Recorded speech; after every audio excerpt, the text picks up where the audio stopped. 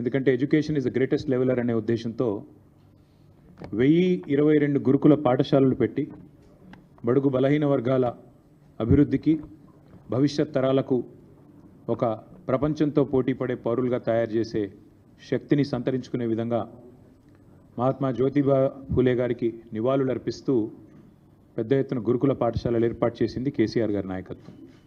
అట్లాగే అదే మహానుభావుడి పేరుతో విద్యార్థులు ఒకవేళ విదేశాల్లో చదువుకుంటామంటే కూడా 20 లక్షల రూపాయల దాకా స్కాలర్షిప్లు వారికి ఇవ్వడమే కాకుండా వారిని దాదాపు 7,000 మంది విద్యార్థులు, సుమారుగా 7,000 మంది విద్యార్థులకి ఇవాళ ప్రపంచ స్థాయి విద్యను అందించింది కూడా కేసీఆర్ గారి ప్రభుత్వం. మరి అట్లాంటి మహనీయుడి జయంతి సందర్భంగా ఈరోజు వారికి ఘనంగా మేమందరం కూడా ఇప్పుడే నివాళులు అర్పించి మీ ముందుకు మరొక ముఖ్యమైన విషయాన్ని చెప్పడానికి రావడం జరిగింది. నేను ఒక 3 రోజుల కిందట మిత్రులకు చెప్పడం జరిగింది. ఈ కాంగ్రెస్ ప్రభుత్వం వచ్చిన తర్వాత గత 15-16 నెలల్లో వీళ్ళు ఒకటే సింపుల్ మంత్రం పెట్టుకున్నారు. 3D Mantra: deception, destruction and distraction. Deception అంటే మోసం, డిస్ట్రక్షన్ అంటే విధ్వంసం, డిస్ట్రాక్షన్ అంటే దృష్టి మళ్లించడం. ఈ 3D మంత్రం పెట్టుకొని ఇవాళ 15-16 నెలల్లో విచ్చలవిడిగా ఒకవైపు విధ్వంసం చేస్తూ, పేదల బతుకులు ఛిద్రం చేస్తూ, రైతులు ఇప్పుడిప్పుడే బాగుపడి దేశానికే అన్నం పెట్టే స్థాయికి చేరుకున్న రైతన్న కడుపు మీద కొట్టి, మరొక వైపు ప్రజల దృష్టి మరల్చి ఒక భయంకరమైన ఆర్థిక దోపిడీకి రేవంత్ రెడ్డి ప్రభుత్వం పాల్పడుతూ ఉంది. చాలా రకాలుగా పాల్పడుతున్నారు. గతంలో కూడా మేము కొన్ని బయట పెట్టాం. ఈరోజు మరొక కుంభకోణాన్ని మీ దృష్టికి తీసుకొని రావాలి, మీ ద్వారా ప్రజల దృష్టికి కూడా తీసుకొని రావాలి. దేశం మొత్తం నివ్వెరపోయి చూసిన ఘటన మన హైదరాబాద్ సెంట్రల్ యూనివర్సిటీలో జరిగిన పర్యావరణ విధ్వంసం, పర్యావరణ హననం. కానీ అక్కడ జరిగింది కేవలం పర్యావరణ విధ్వంసం, పర్యావరణ హననం మాత్రమే కాదు, మూగజీవుల ప్రాణాలు తీయడమే కాదు. రేవంత్ రెడ్డి గారి ప్రభుత్వం చాలా సక్సెస్ఫుల్గా ఒక అతిపెద్ద ఫైనాన్షియల్ ఫ్రాడ్ అనే దానికి కూడా మొన్న ఈ సెంట్రల్ యూనివర్సిటీ పక్కన ఉన్న అటవీ భూములు ఏవైతే ఉన్నాయో వాటిల్లో వారు చేయడం జరిగింది. ఇది ఒక నేరపూరిత కుట్ర, క్రిమినల్ కాన్స్పిరసీ, విశ్వాసఘాతకం తెలంగాణ ప్రజల పట్ల.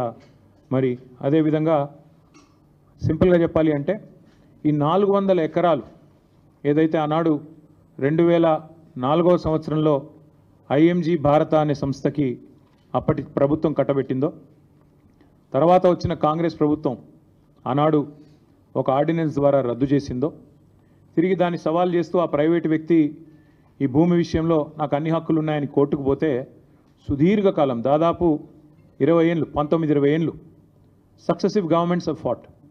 ఆనాడు 2014 వరకున్న ప్రభుత్వం కొట్లాడింది. తర్వాత 2014 నుంచి 2023 డిసెంబర్ దాకా ఉన్న మా ప్రభుత్వం కూడా కొట్లాడి చివరికి మార్చ్ 2024లో తీర్పు వచ్చింది.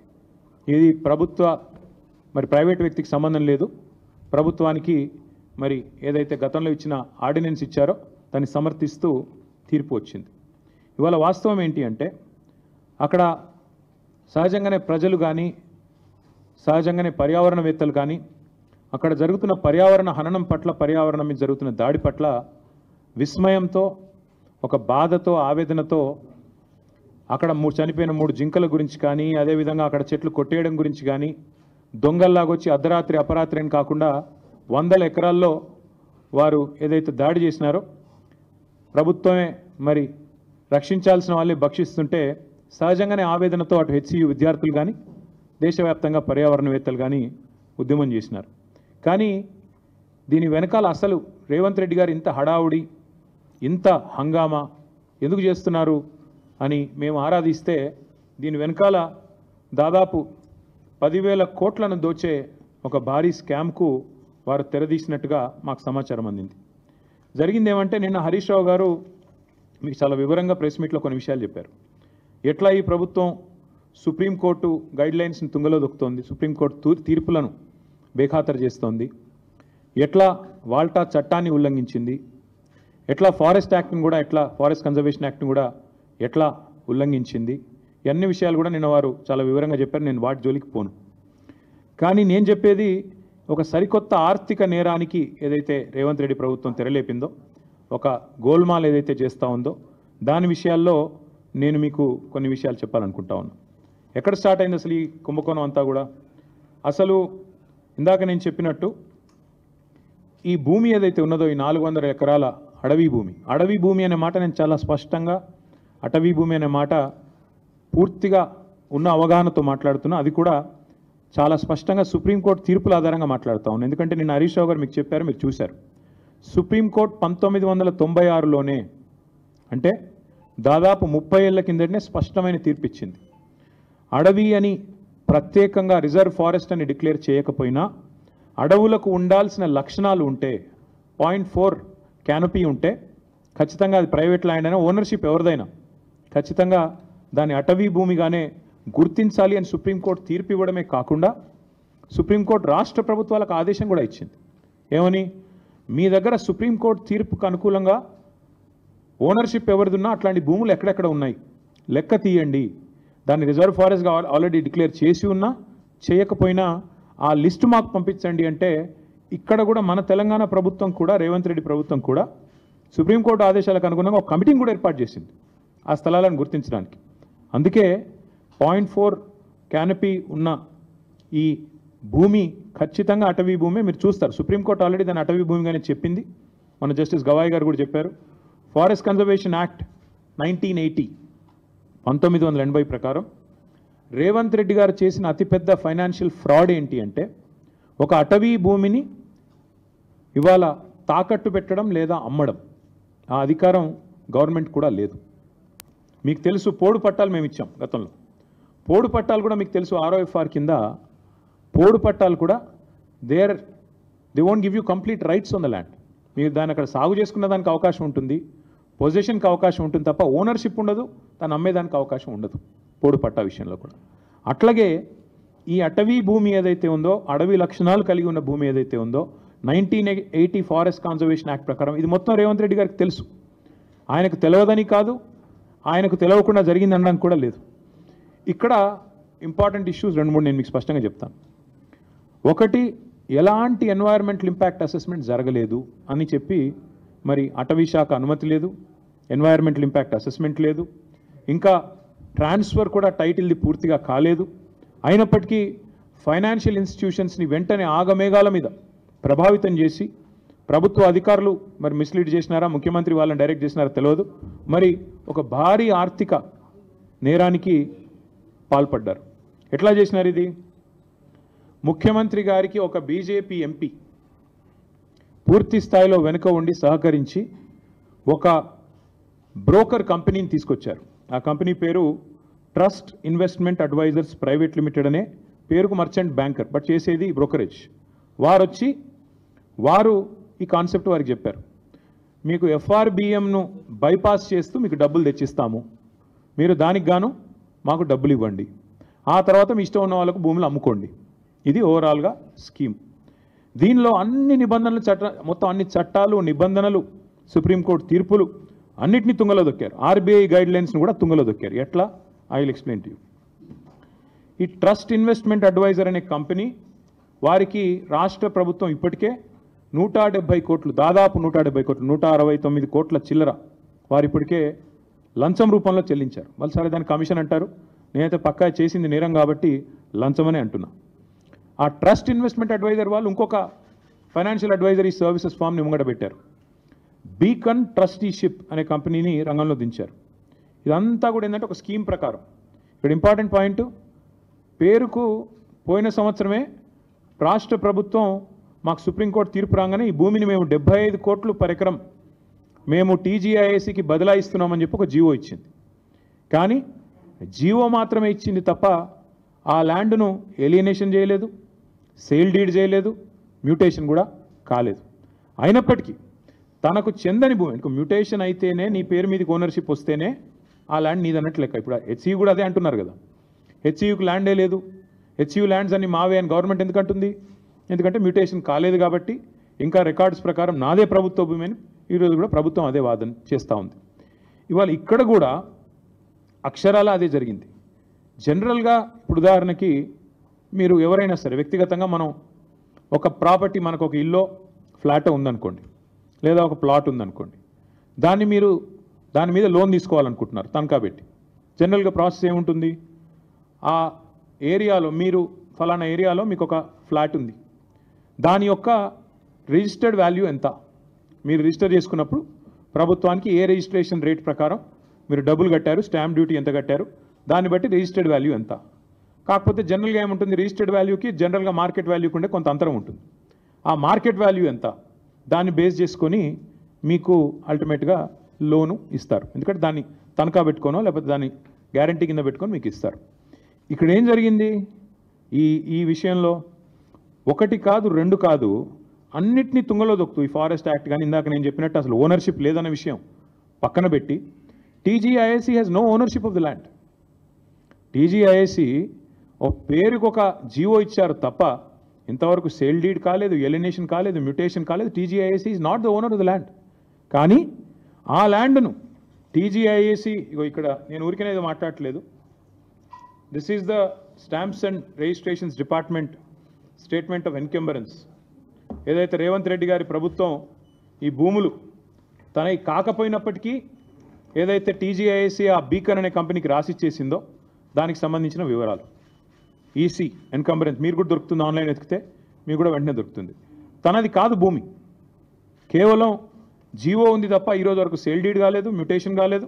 అయినా తనది కాని భూమిని తాకట్టు పెట్టి టీజీఐఏసీ ముఖ్యమంత్రి గారు అదేదో వారెవరో బ్రోకర్ సంస్థ చెప్పిందని పట్టుకొని పెట్టేసినారు. పెట్టేస్తే జనరల్గా ఏమవుతుంది, లోన్ ప్రాసెస్ స్టార్ట్ అయ్యేటప్పుడు 3-4 విషయాలు చూసుకుంటారు. ఏ బ్యాంక్ అయినా కూడా ఏం చూస్తారు? మార్కెట్ వాల్యూ ఎంత, రిజిస్ట్రేషన్ వాల్యూ ఎంత, ఇది ఒకవేళ నేను లోన్ ఇస్తే మళ్ళీ తిరిగి నాకు పైసలు వస్తాయా, ఇవన్నీ చూసుకొనే ఇస్తారు. కానీ ఇక్కడేం జరిగింది, అసలు ఈ భూమికి యాజమాన్య పత్రాలు లేవు, రిజిస్ట్రేషన్ డాక్యుమెంట్ లేదు. That itself is a big crime. First టీజీఐఏసీని, ఇండస్ట్రీస్ డిపార్ట్మెంట్ని, ఇండస్ట్రీస్ సెక్రటరీని జైల్లో వేసేంత పవర్ఫుల్ ఎవిడెన్స్ ఇక్కడే ఉంది. నీది కాని భూమి నువ్వు ఎట్లా అమ్ముతావు అసలు? ఇప్పుడు రంగారావు గారి భూమి లేదా ఆయనకు ఫ్లాట్ ఉంది, నేను తనఖా పెట్టి తీసుకున్నాను అనుకోండి డబ్బులు. ఫస్ట్ ఆఫ్ ఆల్ ఎవడన్నా ఇస్తే వాడిది తప్పే అవుతుంది, నాది కూడా తప్పే అవుతుంది. ఆయన నాది కాని దాన్ని తీసుకుపోయి నేను పెడితే నాది తప్పే, ఇచ్చే ఇన్స్టిట్యూషన్ కూడా తప్పే అవుతుంది. అట్లాగే ఇక్కడ తనకు సంబంధం లేని భూమిని ఇవాళ రిజిస్ట్రేషన్ పత్రం లేదు, యాజమాన్య పత్రం లేదు, ఏది లేకపోయినప్పటికీ ఒక నామమాత్రపు జీవో, అది కూడా ఎప్పుడు ఇచ్చారు?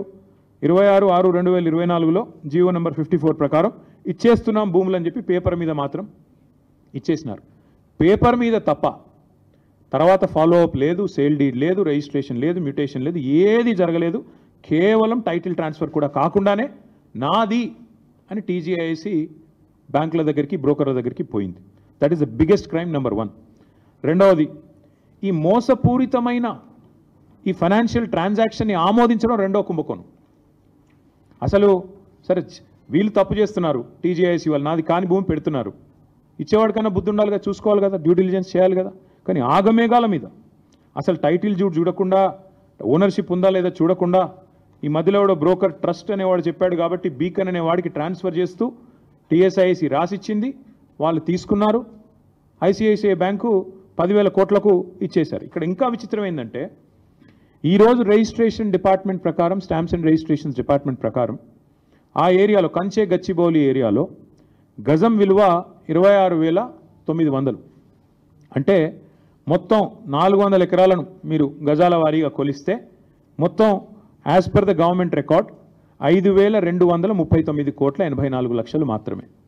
కానీ గవర్నమెంట్ ఏం చేసింది, 5,239 కోట్ల విలువైన భూమి అని ఒకవైపు స్టాంప్స్ అండ్ రిజిస్ట్రేషన్ డిపార్ట్మెంట్ చెప్తుంటే, కాదు ఇది 30,000 కోట్ల విలువైన భూమి అని చెప్పి రెవెన్యూ డిపార్ట్మెంట్ వాళ్ళు, ఏ రెవెన్యూ డిపార్ట్మెంట్ కిందనైతే స్టాంప్స్ అండ్ రిజిస్ట్రేషన్స్ పనిచేస్తుందో అదే రెవెన్యూ డిపార్ట్మెంట్ వాళ్ళు no this is valued at 75 crores per acre అని చెప్పి, దానికి కోకాపేటలో నియోపోలిస్లో 100 కోట్లు వచ్చింది, అక్కడి నుంచి ఇది ఒక 5-6 కిలోమీటర్ల దూరంలో ఉంటుంది కాబట్టి దీన్ని 75 కోట్లకు మేము అమ్ముతున్నాము అని చెప్పి టీజీఐఏసీకి వాళ్ళు జీవో ద్వారా మేము ఇస్తున్నామని చెప్పి పాస్ చేసినారు. ఇక్కడ ఇంపార్టెంట్ పాయింట్ ఏంటంటే government should come forward and explain. ఇప్పుడు నాకు ఒక ప్లాట్ ఉందనుకోండి, నా ప్లాటు ఇవాళ రిజిస్ట్రేషన్ విలువ ₹1,00,00,000, కానీ నేనేం చేస్తాను, నాకు పెద్ద మొత్తంలో లోన్ కావాలి. కాబట్టి నేనేం చేస్తాను, కాదు అది ₹1,00,00,000 కాదు, దాని విలువ 15 కోట్లు ఉంటుంది, ఆ 15 కోట్ల మీద నాకు 10 కోట్ల లోని అని చెప్పి నేను బ్యాంకు పోతా. నేను బ్యాంకర్ కుమ్మక్ అవుతాం. కుమ్మక్కయి ఆడ ఉన్నది లేనిది జనరల్గా అసెస్మెంట్ ఎట్లా చేయాలండి? వాల్యూ అక్కడ జరిగే ట్రాన్సాక్షన్స్ కానీ రిజిస్ట్రేషన్స్ కానీ ఆ చుట్టూతా ఉండే ఒక 5-6 కిలోమీటర్ల రేడియస్లో గత 3 సంవత్సరాలు జరిగిన ట్రాన్సాక్షన్స్ ఆధారంగా విలువ ఖరారు చేయాలి. ఇక్కడేం జరిగింది, ప్రభుత్వము ఆ బ్రోకర్ ద్వారా బ్యాంకు కుమ్మక్కయి అక్కడ లేని విలువను ఉన్నట్టుగా చూపెట్టి ఇవాళ 10,000 కోట్ల లోను తీసుకున్నారు. తీసుకోవడమే కాకుండా ఇక్కడ విచిత్రం ఏంటంటే అక్కడ ఒకవైపు గవర్నమెంటే చెప్తున్నది 26,900 పర్ గజం అని, ఇంకోవైపు మరి గవర్నమెంటే 75 కోట్లు పర్ ఎకరం అని చెప్పి లోన్ తెచ్చుకునే ప్రయత్నం చేస్తూ ఉంది. రెండిట్లో ఏది కరెక్టు? అయితే నువ్వు 75 కోట్లన్నా మరి ఆ మార్కెట్ రిజిస్ట్రేషన్ వాల్యూ కూడా పెంచాలి, చుట్టూ కూడా అంతా కూడా 75 కోట్లు ఉంది కాబట్టి 75 కోట్లు స్టాంప్స్ అండ్ రిజిస్ట్రేషన్ వాల్యూ కూడా అంతే అని చెప్పి అదన్నా పెంచాలా, because otherwise it's loss to the state exchequer. రాష్ట్ర ఖజానాకు చిల్లుబడ్డట్టే కదా. 75 కోట్లు అని చెప్పి నువ్వే ధర అని చెప్పి ప్రభుత్వం నేరుగా బ్యాంకుల దగ్గరికి పోయి మరొక వైపు 12-13 కోట్లకే ఎకరం అమ్ముతుంటే అది రాష్ట్ర ఖజానాకు చిల్లుబడ్డట్టే కదా. అయితే అదైనా తప్పు లేదా నువ్వు బ్యాంకులను మిస్లీడ్ చేస్తూ, దేశాన్ని మిస్లీడ్ చేస్తూ, ఆర్బీఐని మిస్లీడ్ చేస్తూ అక్కడ లేని వాల్యూ ఉన్నట్టు చూపెట్టి ఇవాళ 75 కోట్లకు దాన్ని చూపెట్టి వాల్యూని క్రియేట్ చేసి ఆర్టిఫిషియల్గా దాని మీదకెళ్ళి లోన్ తెచ్చి ఇవాళ బ్యాంకులతో పాటు రిజర్వ్ బ్యాంకును తప్పకుండా దేశాన్ని కూడా మోసం చేసినట్టుగానే భావించాల్సి వస్తుంది. ఇంకా విచిత్రంగా ఉంది ఇక్కడ స్టోరీ. 5,239 కోట్ల విలువైన భూమిని 30,000 కోట్లని చూపెట్టారు మొదలు. ఆ తర్వాత ఇంకా విచిత్రంగా వెంటనే ఆగమేఘాల మీద వెంటనే వాళ్ళు డిసైడ్ చేశారు రేట్లు. 169 కోట్ల బ్రోకర్కి ఇచ్చినారు. మధ్యలో వెంటనే ఆగమేఘాల మీద 10,000 కోట్ల రూపాయలు బాండ్స్ రూపంలో ఐసిఐసిఐ బ్యాంక్ రిలీజ్ చేసింది. వీళ్ళు తెచ్చుకున్నారు, ఖర్చు కూడా పెట్టారు, కాంట్రాక్టర్లకు కమిషన్లకు ఇచ్చుకున్నారు. ఇక్కడ ఇంట్రెస్టింగ్ విషయం ఏంటంటే జీవో నెంబర్ 54 ప్రకారం పోయిన సంవత్సరం ఐ థింక్ ఇన్ జూన్ మీరే 75 కోట్లు పర్ ఎకరం అని చెప్పారు. దానికి కోకాపేట్లో ఉండే 100 కోట్లు పర్ ఎకరం అనే ఆప్షన్ని ఒక ఎగ్జాంపుల్గా బెంచ్ మార్క్ కింద మీరే చూపెట్టారు. కానీ విత్ ఇన్ 5 months జూన్లో మీరే జీవో ఇస్తారు, 75 కోట్లు అంటారు. విత్ ఇన్ 5 months మళ్ళీ ఇంకో సంస్థతో ఏదో అసెస్మెంట్ చేయించారంట. November 23 నాడు valuation report, this is done by some ఫరీష్ Rao and Rao associates అనే సంస్థతో అసెస్మెంట్ చేసి November 23 నాడు కొత్త వాల్యుయేషన్ తీసుకొచ్చారు. లేదు మేము చెప్పింది తప్పు, ఆ జీవోలో చెప్పింది తప్పు, 75 కోట్లు అనేది దాన్ని తగ్గిస్తున్నాము అని చెప్పి కేవలం 75 కాదు 52 కోట్లు అని చెప్పి మళ్ళీ ఒక రిపోర్ట్ తయారు చేశారు. This is November 23. Why did it change? ఏం మారింది? 5 నెలల్లో 23 కోట్లు ఎందుకు తగ్గింది? ప్రభుత్వం సమాధానం చెప్తుందా? చెప్పదు. బ్యాంకర్ సమాధానం చెప్తాడా? చెప్పడు. దీని వెనకాల జరిగిన మతలబ్ ఏంది? చెప్పరు. ఇంకా విచిత్రం చెప్తాను నేను మీకు. అంటే 30,000 కోట్లు వెంటనే ఏం జరిగింది? దీనివల్ల వాల్యుయేషన్ రివైజ్ చేయడం వల్ల 20,000 కోట్లకు తగ్గింది. దాని తర్వాత మళ్ళీ ఇంకొకటి చేశారు. దాని తర్వాత ఏంది? కొత్తగా మళ్ళీ ఏదో రిలయబుల్ వాల్యూ అసెస్మెంట్ అని ఇంకోటి చేసిండ్రు. రిలయబుల్ వాల్యూ అసెస్మెంట్ అంట. గవర్నమెంటే 75 కోట్లని చెప్పింది మార్చిలో. తర్వాత గవర్నమెంటే అపాయింట్ చేసిన కన్సల్టెంట్ దాన్ని తగ్గిస్తూ 52 కోట్లని చెప్తాడు. ఆ తర్వాత మళ్ళీ బహిరంగ మార్కెట్లో రిలయబుల్ వాల్యూ అసెస్మెంట్ అని చెప్పి మళ్ళీ తగ్గించి 41.6 crore అని చెప్పి ఈరోజు 400 ఎకరాలను మొత్తంగా 30,000 కోట్ల నుంచి ఈరోజు 16,640 కోట్లకు వాల్యుయేషన్ని కుదించారు. కుదించిన తర్వాత ఇవాళ ప్రభుత్వం చేస్తున్న కుట్ర ఏంటంటే అదే బ్యాంకరు అదే బ్రోకర్ను అడ్డం పెట్టుకొని తమ వాళ్ళు కొంతమంది ఢిల్లీ బాంబే బిల్డర్లను పిలుచుకొని మొదలు 75 కోట్లని చెప్పినా దాన్ని ఆల్మోస్ట్ సగానికి తగ్గించి వాళ్లకు అడ్డికి పావు షేరుకు ఈ భూములను అమ్మాలన్నదే రేవంత్ రెడ్డి గారి యొక్క పన్నాగం. ఇక్కడ ఇంపార్టెంట్ పాయింట్ ఏంటి అంటే ఇది కూడా నేను మీకు ప్రజెంట్ చేస్తాను. ఇక్కడ ఇంపార్టెంట్ పాయింట్ ఏంటంటే the question I'm asking the government, question I'm asking TGIAC. First of all you don't have ownership. టీజీఐఏసీ నీది కాని భూమిని నువ్వు ఎట్లా తనఖా పెట్టావు, ఒప్పుకున్నవాడు ఎట్లా ఒప్పుకున్నాడు, is this not crime, is this not fraud? Number 1. Number 2, Beacon Trusteeship అనే కంపెనీ, అదేవిధంగా ఆ ట్రస్ట్ అనే broker, how did the government select them? What was the నామ్ followed, what was the process followed? ఎవరికి ఇచ్చారు, ఎట్లా ఇచ్చారు, ఎందుకు ఇచ్చారు? ఏమైనా ట్రాన్స్పరెన్సీ ఉందా ప్రాసెస్లో? లేకపోతే మీ ఇష్టమైన వాడికి ఆ బీజేపీ ఎంపీ గారు చెప్పంగానే వాడిని తీసుకొచ్చి కట్టబెట్టారా? ప్రభుత్వం సమాధానం చెప్పాలి. ఎందుకంటే చిన్న ఒక రూపాయి ఖర్చు పెట్టాలన్నా ప్రభుత్వంలో ఈ ప్రొక్యూర్మెంట్ ఉంటుంది. ₹1,00,000 ఖర్చు పెట్టాలన్నా, ₹1,00,000 టెండర్ పిలవాలన్నా ఈ ప్రొక్యూర్మెంట్ ఉంటుంది. మరి ఏ బేసిస్లో ఈ బీకన్ ట్రస్ట్, అదే బీకన్ ట్రస్టీషిప్, తర్వాత వాడవడం ట్రస్ట్ అడ్వైజర్స్ అనేవాడిని ఏ బేసిస్లో ప్రభుత్వం సెలెక్ట్ చేసింది, ఏ ప్రాసెస్ ఫాలో అయ్యింది, ఏ రకంగా వీళ్ళని సెలెక్ట్ చేశారు అంటే సమాధానం లేదు. ఎందుకంటే వాళ్ళు ఇష్టం వచ్చినట్టు ఇష్టారాజ్యంగా చేశారు. దాంతోపాటు సుప్రీంకోర్టు తీర్పు 96లోనే స్పష్టంగా ఉంది, any land, any area which has a forest like character, even though its ownership vest with government or private, can be classified as forest అని చెప్పి తీర్పు ఇవ్వడమే కాకుండా కమిటీని కూడా రాష్ట్ర ప్రభుత్వం ఏర్పాటు చేసింది ఐడెంటిఫై చేయడానికి. అట్లా ఎక్కడెక్కడ ల్యాండ్స్ ఉన్నాయి వాటికి కూడా మీకు ఇస్తాను నేను, అప్పుడు ఎప్పుడు ఏర్పాటు చేశారు కమిటీ అనేది. ఇదంతా ఎందుకు చెప్తున్నాను అంటే, ఇవాళ ఒక అటవీ భూమిని అమ్మడమే తప్పంటే, నీది కాని భూమిని అమ్మడమే ఇంకా పెద్ద తప్పంటే, ట్రాన్స్పరెన్సీ ఫాలో కాకుండా మొదలు 30,000 కోట్లని, ఆ తర్వాత 20,000 కోట్లని, చివరికి 16,000 కోట్లని, అసలు రిజిస్ట్రేషన్ వాల్యూ 5,200 కోట్లున్న భూమిని ఎంతమందిని పిచ్చోళ్ళని చేసి రేవంత్ రెడ్డి గారు ఈ ఆర్థిక ఫ్రాడ్కు పాల్పడుతున్నారు? అల్టిమేట్గా దీని వెనకాల మతలబేంది? మీరు దయచేసి నేను మిమ్మల్ని అడిగేది, నేనేదో ఇది కేవలం ఆరోపణ చేయడం లేదు, నేను వదిలిపెట్టను కూడా ఈ అంశాన్ని.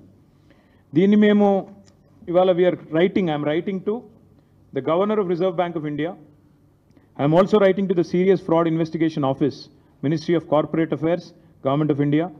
I'm also writing to the SEBI ఎందుకు రాస్తున్నాను అంటే, ఆ బీకన్ అనేవాడు, బీకన్ ట్రస్టీషిప్ అనేవాడు, he is already a member of the stock exchange.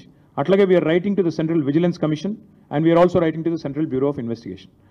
ఈ 5 ఏజెన్సీలకి ఇవాళ మా పార్టీ తరఫున ఇప్పుడు నేను మీకు చెప్పిన విషయాలు, వాటితో పాటు మిగతా వివరాలు, అనెక్జర్స్తో సహా, మొత్తం అన్ని ఆధారాలతో సహా మేము ఈ 5 ఏజెన్సీస్కి, నేను మళ్ళీ చెప్తాను, రిజర్వ్ బ్యాంక్ ఆఫ్ ఇండియాకి, ఎందుకంటే ICICI bank is ultimately answerable to reserve Bank of India, serious fraud Investigation office, this is called SFIO, వారికి మినిస్ట్రీ ఆఫ్ కార్పొరేట్ అఫైర్స్ కింద వస్తుంది, వారికి, వారితో పాటు సెబీకి, సివిసికి, సిబిఐకి, 5గురికి కూడా ఇవాళ మా పార్టీ తరఫున నేను వ్యక్తిగతంగా అన్ని ఆధారాలతో లెటర్ రాస్తా ఉన్నాను.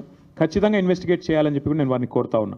ఇక్కడ ముఖ్యమైన పాయింట్ ఏమంటే, ఈ మొత్తం కుంభకోణం వెనకాల రేవంత్ రెడ్డి గారికి అండగా బ్యాక్గ్రౌండ్లో నిలబడ్డది, ఈ అంతా మేనేజ్మెంట్ అంతా చేసింది ఒక బీజేపీ ఎంపీ. ఆ బీజేపీ ఎంపీ గారికి ఈయన కూడా కొంత అనుచితమైన లబ్ధి చేకూరుస్తున్నారు రాష్ట్ర ప్రభుత్వం ద్వారా. ఎందుకంటే ఇక క్విడ్ ప్రోకో కదా, నేను ఇది చేస్తాను, నాకు అది చేయాలి, అది జరుగుతూ ఉంది ఇప్పుడు. ఇప్పటికిప్పుడు నేను దొంగ చేతికి తాళాలు ఇవ్వను, ఆ ఎంపీ గారి పేరు కూడా నేను బయట పెడతాను, నెక్స్ట్ ఎపిసోడ్లో బయట పెడతాను. ఎందుకంటే దీని వెనకాల ఉన్నది మొత్తం, దీని వెనకాల నడుపుతున్నది ఆ బ్రోకర్ను తెచ్చింది, ఆ బ్రోకర్ను రాష్ట్ర ప్రభుత్వానికి అటాచ్ చేసింది, ఆ బ్రోకర్ని అల్టిమేట్గా ఈ రకంగా ఆర్బీఐ, ఐసిఐసిఐ బ్యాంకు నిబంధనలు పాటించకుండా ఆగమేఘాల మీద 10,000 కోట్ల రూపాయలు అన్నిటిని వయలేట్ చేస్తూ తెచ్చింది కూడా ఆ ఎంపీ గారి సారథ్యంలోని ఆ బ్రోకర్. ఎందుకంటే అంత స్ట్రాంగ్ బ్యాకింగ్ ఉంటేనే యూనియన్ గవర్నమెంట్ది ఇంత వేగంగా డబ్బులు వస్తాయి. లేకపోతే ₹10 పుట్టాలన్న సామాన్యుడికి దేశంలో ₹10 బ్యాంకు నుంచి రావాలంటే 10 క్వశ్చన్లు కాదు 100 క్వశ్చన్లు అడుగుతారు. ఒక లోను శాంక్షన్ కావాలంటే, హోమ్ లోన్ మీ అందరికీ తెలుసు, అందరికీ ఉండే ఉంటాయి ఇక్కడ లోన్లు, హోమ్ లోన్ శాంక్షన్ కావాలంటే ఎన్ని పేపర్లు దస్ఖత్ పెట్టాలి? అట్లాంటిది 10,000 కోట్లు నీది కాని భూమికి కూడా ఇచ్చినవాడు నేరస్తురా కాదా? ఇంకొక మాట, ఇక్కడ బీకన్ ట్రస్టీషిప్ కానీ టీజీఐసి కానీ, they violated so many things. I'll even once again present it to you. First of all కాని ల్యాండ్ని పెట్టారు, తనఖా పెట్టారు, వాళ్ళ సంబంధం లేని ల్యాండ్ని మార్ట్గేజ్ చేసినారు, అప్పు తీసుకున్నారు. అట్లాగే knowing fully well this land is litigated, తెలుసు వాళ్ళకి ల్యాండ్ లిటిగేషన్లో ఉందని తెలుసు, లిటిగెంట్ ల్యాండ్ అని తెలుసు, హెచ్సియు ఆల్రెడీ క్లెయిమ్ చేస్తుందని తెలుసు. ఇన్ని తెలిసి కూడా కేవలం పైన అసలు ఒక్క ఐసిఐసిఐ ఎవడైతే 10,000 కోట్లు ఇచ్చాడో, have they come for field inspection, అసలు భూమి ఉందా లేదా అని వచ్చారా? మీకు ఫ్లాట్ ఉంటే దాని మీద మీరు ₹1,00,00,000 అప్పు అడిగితే వచ్చి బ్యాంక్ వాడు చూసుకొని పోతాడా లేదా? అసలు ఐసిఐసిఐ బ్యాంక్ వాడు ఎవడన్నా వచ్చాడా ఈ భూమి మీదకి? ఈ భూమి కాడికి వచ్చిండా? ఈ భూమి నిజంగా టీజీఐసిదా కాదా అని చెక్ చేసిండా? ఏదీ జరగలేదు. కేవలం పేపర్లు, ఫోన్ కాల్లు, ఈమెయిల్లు, బ్రోకర్లు, కమిషన్లు, దందాలు, వాటి ఆధారంగా 10,000 కోట్లు ఇవాళ రాష్ట్ర ప్రభుత్వానికి ట్రాన్స్ఫర్ అయినాయి. ఈ 10,000 కోట్లు రేవంత్ రెడ్డి వాళ్ళ అబ్బనో కట్టడు. అల్టిమేట్గా ప్రభుత్వం కట్టాలి, ప్రజల పైసలు మళ్ళీ రేపు కట్టాల్సింది. రేపు వచ్చే ప్రభుత్వం మళ్ళీ మాదే. అవసరమైతే మరి మేము కూడా దీన్ని మీద చూడాలి ఏం చేయాలో. అల్టిమేట్గా నేను అనేది ఏమంటే, ఈ అక్రమ లావాదేవీకి సంబంధించిన ఈ రుణం ఏదైతే వాళ్ళు ఉన్నారో బాండ్స్ రూపంలో తీసుకున్నారో, ఇది ప్రభుత్వం చేసిన అతిపెద్ద నేరం. 2 ప్రైవేట్ సంస్థలు కుమ్మక్కై సేకరించిన చేసిన ఆర్థిక దోపిడీ ఇది. దీని మీద ఒకవేళ కేంద్ర ప్రభుత్వం కనుక స్పందించకపోతే నేను నిర్దిష్టమైన ఆధారాలతో సహా, డేట్లతో సహా ఈ లెటర్ రాస్తున్నా. ఊరికినే ఏదో ఆషామాషిగా ఒక పేజ్ రాయడం లేదు, పూర్తి వివరాలతో రాస్తా ఉన్నాను. ఇప్పుడు నేను మీకు చెప్పినవి వాటికి పూర్తి స్థాయి బ్యాకింగ్తో సహా, డాక్యుమెంట్స్తో సహా రాస్తున్నా. ఒక అడవి నమ్మడమే నేరం అంటే, బ్యాంకులను మోసగించడం ఇంకో నేరం అంటే, తమది కాని భూమిని అమ్మడం ఇంకో నేరం అంటే, ప్రజల డబ్బును కూడా దోచుకున్నారు. ఇప్పుడు ఈ వచ్చిన 10,000 కోట్లు ఏం చెప్పారు? దీని ద్వారా పేపర్లో లీకులు ఇచ్చినారు, వాళ్ళ పేపర్లలో రాయించినారు, మొత్తం రైతు బంధుకు పెడతాం. పాపని అదన్న చేసిండ్రా? ఈరోజు వరకు 5,000 కోట్లు కూడా దాటలేదు రైతు బంధు, అది కూడా చేయలేదు. మిగతా 5,000 కోట్లు ఎక్కడ పోయినాయి? మళ్ళీ మంత్రివర్గంలో ఉండే కాంట్రాక్టర్లు, వాళ్ళ అనుయాయులు, వాళ్ళ కమిషన్లు, మళ్ళా డబ్బులు దండుకోవడం, కమిషన్లు దొబ్బడం తప్ప చేసింది ఏమీ లేదు. This is such a big fraud. If this is not dealt with seriously right away, this has the ability to destroy a bank called ICICI and its credibility forever. దీని ఇన్వెస్టిగేషన్ చేయకపోతే ఆర్బీఐ కనుక ఖచ్చితంగా ICICI bank credibility ఇప్పటికే ఒకసారి దెబ్బతింది, మళ్ళీ ఒకసారి దెబ్బతింటుంది. నేను ఇంకొక మాట కూడా చెప్తా ఉన్నా. నిజంగానే మాట్లాడితే తెల్లారలేస్తే బీజేపీ నాయకులు మాట్లాడుతూ ఉంటారు, ఏదో బీఆర్ఎస్, కాంగ్రెస్ వీళ్ళంతా ఒకటే అని ఒకటి మాట్లాడతాడు. నేను బీజేపీ నాయకత్వాన్ని అడుగుతున్నా. నేను అనుకుంటా ఉన్న ప్రధానమంత్రి గారికి లేదా ఫైనాన్స్ మినిస్టర్కి తెలియకుండానే జరిగిందని నేను అంటా ఉన్నా. I would like to give them the benefit of doubt. వాళ్ళకి తెలియకుండానే ఈ కింది లెవెల్లో బీజేపీ ఎంపీలుగా ఉన్న వాళ్ళు కొంతమంది చేసిన వ్యవహారం, వాళ్ళు బ్యాంకులను మేనేజ్ చేసినారని నేను అనుకుంటా ఉన్నా. ఒకవేళ నిజంగానే బీజేపీ సిన్సియర్గా ఉంటే, కేంద్ర ప్రభుత్వానికి చిత్తశుద్ధి ఉంటే, ఈ విషయంలో నేను స్పష్టంగా డిమాండ్ చేస్తూ ఉన్నా, వెంటనే ఇన్వెస్టిగేషన్కి ఆదేశించండి. ఒకవేళ సిబిఐ కాకపోతే సివిసి లేదా SEBI can start an investigation, ED can start an investigation because money is involved, and even SFIO, Serious Fraud Investigation Office, can initiate inquiry. ఇందులో ప్రతి ఆధారం ఇప్పుడు నేను చెప్పింది మీకు దొరుకుతుంది. ఇందులో ఏం కూడా పబ్లిక్ డొమైన్లో ఆల్రెడీ ఉంది. It's a matter of stitching it up.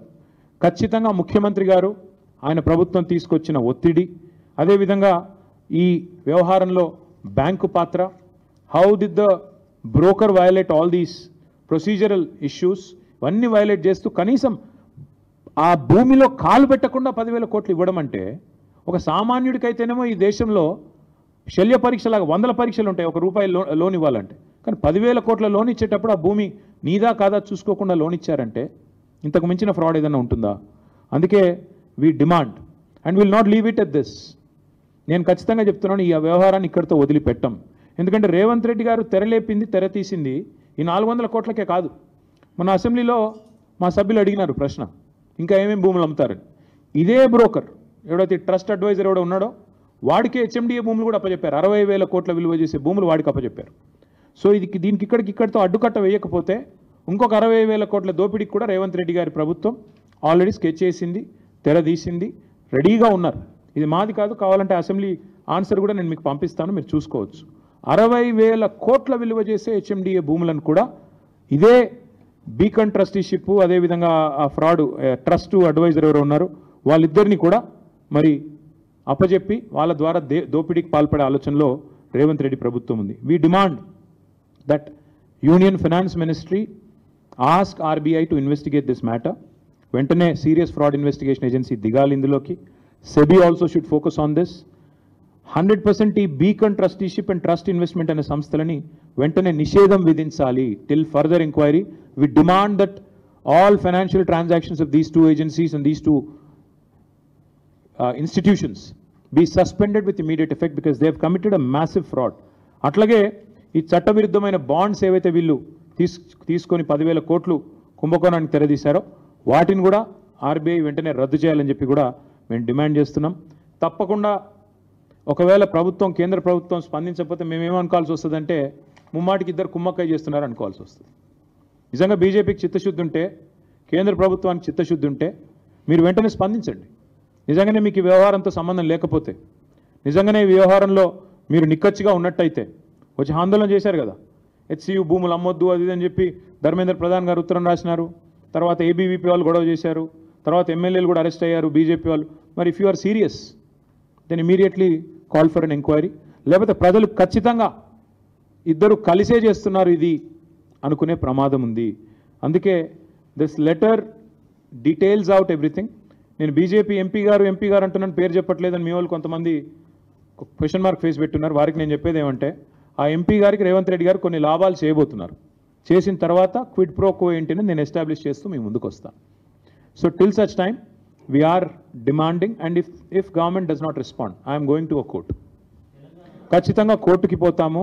మేము స్వయంగా అవసరమైతే పోయి ఫైనాన్స్ మినిస్టర్ని, ప్రైమ్ మినిస్టర్ని కూడా అవసరమైతే కలిసి రాజ్యసభలో కూడా ఈ అంశం లేవనెత్తి, లోక్సభలో కూడా లేవనెత్తి, తప్పకుండా లోక్సభలో కూడా మా ఫ్రెండ్లీ పార్టీస్ ద్వారా లేవనెత్తి తప్పకుండా ఈ అంశం ప్రభుత్వ దృష్టికి, ప్రజల దృష్టికి తీసుకుపోయే బాధ్యత మాది. ఏమంటారు? ఒక నిమిషం.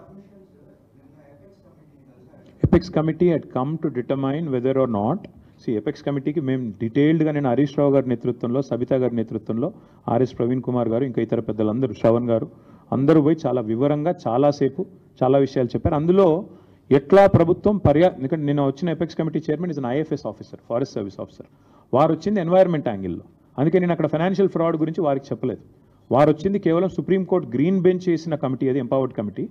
అందుకే వారికి నిన్న చెప్పింది ఏంటంటే, అక్కడ జరిగిన పర్యావరణ హననం, ఎట్లా జింకలు చంపేశారు, ఎట్లా 100 ఎకరాలు దొడ్డిదారిన దొంగదారిన తమది కాని భూమిలో చొరబడి దొంగల్లాగా ప్రభుత్వం చేసింది, ఇదంతా కూడా చెప్పాము. చాలా detailed note. In fact it was appreciated. This morning I got a message from a lawyer, senior lawyer, saying అద్భుతంగా ఒక లాయర్ రాసినారు మీ రిప్రజెంటేషన్ కూడా అని. So that's how competent representation it was to the committee. అది నిన్న చేశాము. ఈరోజు నేను బయట పెడుతుంది ఆర్బీఐ కానీ ఇంకో సీరియస్ ఫ్రాడ్ ఇన్వెస్టిగేషన్ ఏజెన్సీ కానీ వాళ్ళు వెంటనే ఇన్వాల్వ్ అయ్యే విధంగా పూర్తి డీటెయిల్స్తో ఈ లెటర్ నేను వారికి పంపుతాను.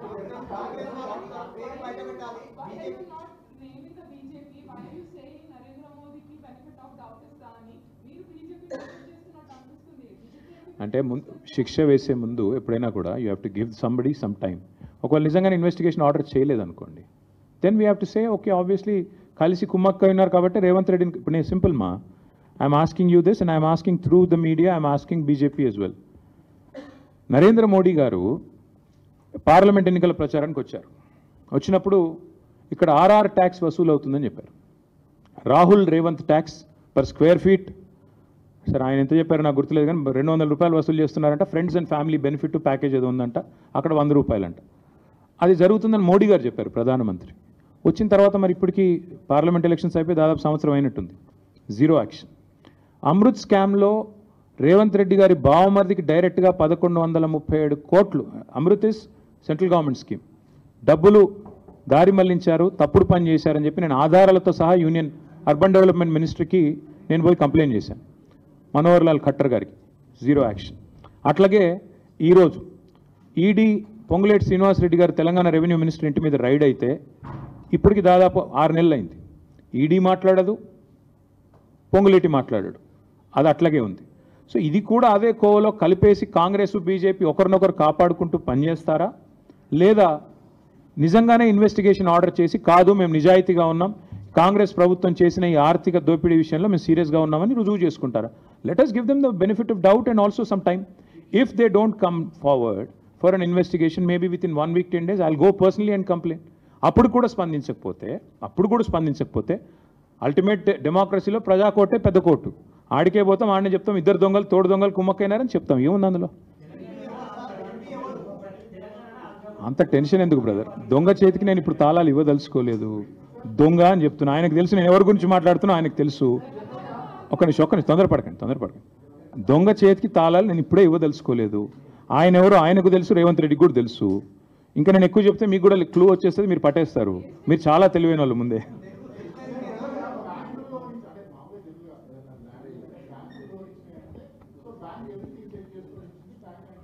అదే రమణ, ఈ దేశం ఎట్లుందంటే, రమణ గారు ఒక్క నిమిషం, ఈ దేశం ఎట్లుందంటే రమణ ఒక్క నిమిషం రమణ ఒకవేళ లోన్ అడిగితేనేమో 100 డాక్యుమెంట్లు చెక్ చేస్తారు. అదే ఒక పెద్దవాడు, ఆర్థిక సంపన్నుడు, లేదా బాగా కనెక్టెడ్ ఉన్నవాడు అడిగితేనో నిమిషాల మీద నీకు అసలు ల్యాండ్ ఉందా లేదా కూడా చూడకుండా ఇస్తారు. ఇవాళ జరిగింది ఇక్కడ అదే. That is exactly my point. ఎందుకంటే ఐసిఐసిఐ లాంటి బ్యాంకు ఒక అతిపెద్ద బ్యాంకు, ఇండియాలో ప్రైవేట్ బ్యాంక్స్లో ఒక అతిపెద్ద బ్యాంకు. అలాంటి బ్యాంకు 400 ఎకరాలు నీకు ఇస్తున్నాను అంటే అసలు ఓనర్షిప్ అసెటైన్ చేసుకోకుండా, ఫీల్డ్లో అసలు నీకు ఉందా లేదా నీ చేతుల్లో భూమి అని చెప్పుకోకుండా వచ్చి ఇచ్చేస్తారా 10,000 కోట్లు? ఎందుకు జరిగింది ఇది? మధ్యలో ఉండే బ్రోకర్కి ఇచ్చిన 170 కోట్ల లంచం, రేవంత్ రెడ్డి ఆ బీజేపీ ఎంపీ కలిపి ఆడిన నాటకం, పైనుండే కొంతమంది అధికారుల సహకారంతో ఆర్బీఐతో ఉండే ఒక అంతర్గతమైన దాంతో చేశారు ఇదంతా. అందుకే నేను అంటున్నా సీరియస్ ఫ్రాడ్ అని ఎందుకంటున్నా, ఎస్ఎఫ్ఐఓ ఇన్వాల్వ్ కావాలని ఎందుకంటున్నా.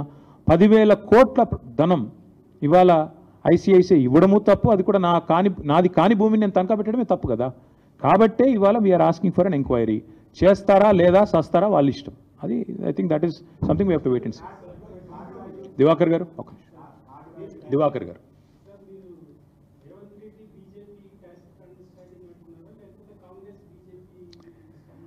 Sir, either way, Revanth Reddy is the Chief Minister of Congress. Last time I checked, I think ఇంకా కూడా ఆయన కాంగ్రెస్ చీఫ్ మినిస్టర్ అనుకుంటాను.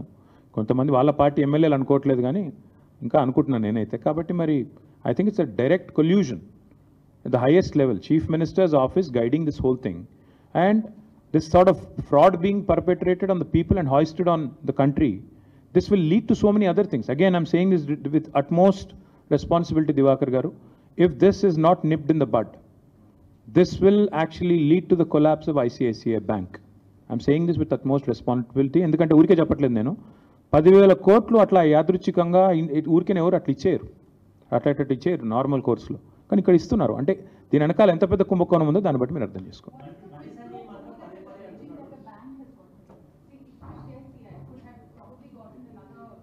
We'll find out through the investigation. Why rush? I'm alleging clearly, ma'am, that a land that does not belong to TGIAC has actually been pledged to a broker called Beacon. Now this Beacon fellow goes to ICICI and says this is a land which is valued at 75 crores per acre, whereas the actual value is something else and the ownership is something else altogether. Therein lies the fraud. What else do you need to get an investigation going on? Once we start the investigation, I think you will find more details. అందులో దొంగలు ఎవరెవరు తిన్నారు, ఏమేమి తిన్నారు, బ్యాంకులో ఎవరు involve అయ్యారు, broker ఎక్కడున్నాడు, రేవంత్ రెడ్డి వెనకాల ఉన్న వాళ్ళు ఎవరు, ఇవన్నీ కూడా బయటకు వస్తాయి. ఇన్వెస్టిగేషన్ అయితే స్టార్ట్ అవ్వనివ్వండి. మొత్తం నన్నే you want me to be the judge and jury right now? Absolutely, not just SEBI. I'm saying CVC, SEBI, everybody is competent to intervene in this. If Government of India is serious, they have to investigate, they have to intervene. If they don't, then I certainly think that, at any cost, at any cost, ultimately, ఇవాళ జరిగేది ఏమంటే మీరు రాష్ట్ర ప్రభుత్వం చేసిన ఈ ఆర్థిక దోపిడీ, ముఖ్యమంత్రి గారి కనుసనలో జరిగిన ఈ ఆర్థిక దోపిడీ, ఇఫ్ ఇట్ గోస్ అన్చెక్డ్, వాళ్ళు నెక్స్ట్ దానికి ఆల్రెడీ 60,000 కోట్ల కుంభకోణానికి రెడీగా ఉన్నారు. ఇంకొకటి అల్టిమేట్గా జరిగేది ఏంటి మేడం ఇందులో అంటే 75 కోట్ల వాల్యుయేషన్ 40 కోట్లకు తగ్గించి వాళ్ళకి కావాల్సిన వాళ్ళకి భూములు కట్టబెడుతున్నారు. అందులో ఐసిఐసిఐ బ్యాంక్లో పనిచేసే మేనేజర్ ఉన్నాడో వాళ్ళు ఎవడున్నాడో నాకేం తెలుసు, మీకేం తెలుసు, ఇన్వెస్టిగేట్ చేస్తే తెలుస్తుంది. అల్టిమేట్గా the whole sketch, the whole plot is orchestrated by CM Revanth Reddy. నేను అనడం లేదు, అక్కడ రికార్డ్ చెప్తున్నాయి నా తమ్ముడు. నేను చెప్పడం నువ్వు చెప్పడం కాదు కదా పాయింట్. నేను ఇప్పుడు నీకు చూపెట్టింది రిజిస్ట్రేషన్ పత్రాలు. ఈరోజు టైటిల్ డీడ్ వాళ్ళకి ట్రాన్స్ఫర్ అయిందా, పేరుకి మారిందా, మ్యూటేషన్ జరిగిందా, ఒక జీవో అనే కాగితం తప్ప 75 కోట్లు పర్ ఎకరం అని. తర్వాత ఇప్పుడు బ్రదర్ నీకు తెలుసు కదా ప్రాసెస్ ఎట్లుంటుందని. ఒక ప్లాట్ కొనుక్కున్నావు బ్రదర్, ప్లాట్ కొనుక్కుంటే ఏం స్టెప్స్ ఉంటాయమ్మా? రిజిస్ట్రేషన్ ఉంటుంది, తర్వాత మ్యూటేషన్ ఉంటుంది, అంతేనా?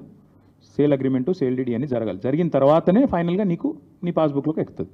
మరి నీకు పాస్బుక్కే లేదు, నీకు అసలు మ్యూటేషనే జరగలేదు, నీ టైటిలే ట్రాన్స్ఫర్ కాలేదు, నీది కాని భూమి నువ్వు అమ్మేస్తే ఒప్పుకుంటావా? జరిగింది అక్కడ, ఇక్కడ అది. That is the biggest fraud. చేసింది ఎవరు? Revanth Reddy. That's the whole point. Thank you. అనలేదు, జరిగింది అని చెప్తున్నా.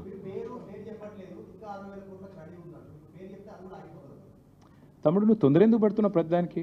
పేరు చెప్తా తమ్ముడు, నీకంత ఉత్సాహం. ఆయన ఇంకోటి ఇన్వెస్టిగేటివ్ ఏజెన్సీలు, ఇన్వెస్టిగేటివ్ జర్నలిస్టులు ఎక్కడ పోయినారు? మీరు ఇన్వెస్టిగేట్ చేయండి, ఇన్ని క్లూజ్ ఇచ్చాను, ఇన్వెస్టిగేట్ చేయండి గట్టిగా. నేను సీఎం రేవంత్ రెడ్డి అని చెప్తున్నాను, నువ్వెవరో వేరే పేరు చెప్తున్నా, చూసుకో.